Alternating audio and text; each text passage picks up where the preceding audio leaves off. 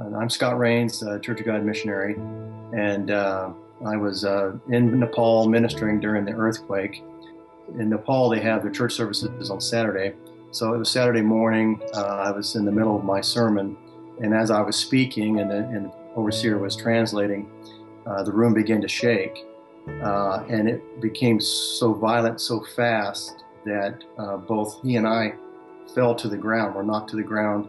And the pulpit fell over. Everything in the church started tumbling over. All the people, there was about 60 people there, they fell to the floor and laid on the floor. As it went on for 3 or 4 minutes straight, just the violent shaking. As I backed up against the wall and saw what was happening, there was a moment there I really felt that the building was going to collapse. And then I heard the people screaming and crying out, and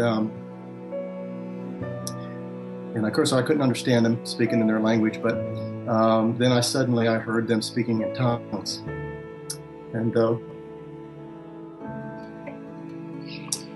the peace came over that room, and I knew that the Lord was there.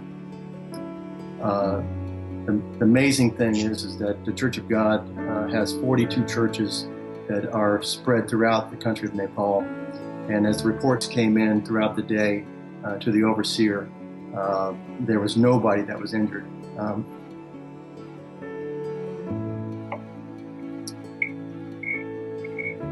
Because they were all in church. And one of the pastors had his home collapse, and I heard, and many of the members had their homes collapse while they're at church. And so I just thank the Lord that He was with His people, and that He protected them and all of us during that time.